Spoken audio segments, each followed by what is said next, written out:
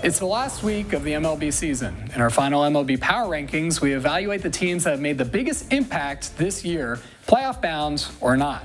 At number 10, the Tampa Bay Rays. Tampa should be in the mix for the AL Central, the NL East, or the NL West. Instead, they are floundering nearly 20 games behind the juggernaut known as the Bo Sox. The lowest payroll in baseball, the Rays lead 3 of 6 divisions. If a group of baseball fans outside of Tampa were asked to raise their hands if they knew how good the Rays were, there would be no movement in the room. Underrated. Coming in at number 9, the LA Dodgers. The Dodgers social media posted a picture of newly hired Laker JaVale McGee watching emotionlessly as the Dodgers slid into home.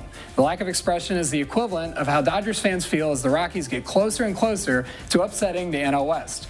At number 8, the Cleveland Indians. The Indians are the first team in MLB history with 4 pitchers totaling over 200 strikeouts. Fans on the official Cleveland Indians fan page believe that the Indians' success at being the first team to clinch the playoffs was because of the franchise getting rid of the Chief Wahoo mascot.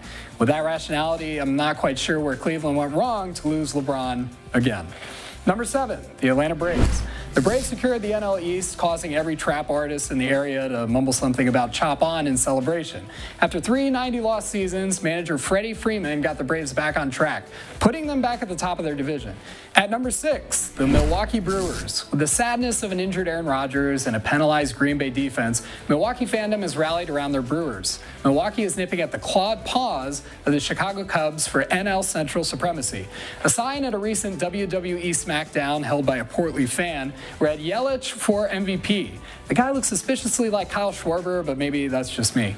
Christian Yelich is currently smacking down on his odds for NL MVP and is currently neck and neck with Javier Baez for NL MVP honors. Coming in at number 5, the Chicago Cubs. Hypothetically, if the Cubs tie the Brewers for the NL Central title, both would have to play one game to decide which gets home field advantage. The loser gets a one-game wild card matchup, which is the equivalent of a Little League consolidation bracket. Whenever the Cubs hit a homer, they go to the dugout and shake a waffle maker, declaring waffles. An unusual tradition for a franchise plagued with many oddities, including a Billy Goat curse that lasted 71 years. Number 4, the Oakland Athletics. The A's were a remarkable 68-0 when leading in the 7th inning. Their streak was broken, and so were their hopes of an AL West title when my beloved Mariners beat them in extra innings after trailing through the 9th. In the top 6 playoff teams with the lowest payroll since 2002, half the list was dominated by Oakland, a notorious penny-pinching organization. If they were financially stacked, like the Yanks, they would potentially beat New York's record of 5 consecutive championships. However, they would only be the second favorite team in Oakland, behind the Golden State Warriors. At number 3, the New York Yankees. 4 years ago, Derek Jeter hit a walk-off in his final game at Yankee Stadium. Despite being on the Yankees' Mount Rushmore, Jeter is the opposite of that landmark for Miami sports. Maybe the Yankees' Stone Mountain. Since retirement, he's run the Marlins into the ground with the 3rd worst record in baseball.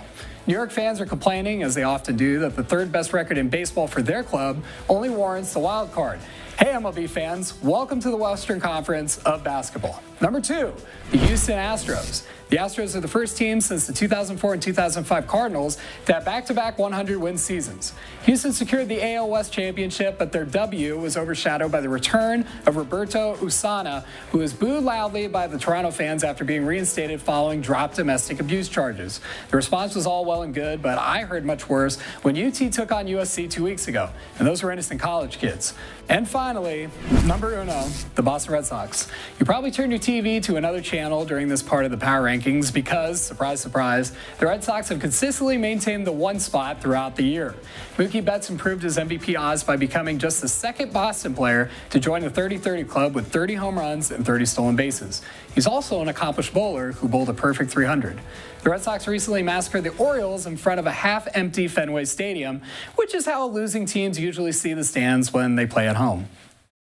Tonight's MLB Power Rankings are brought to you by McCombs Ford West. We'll save you time and money on your next vehicle purchase on 410 West at Culebra.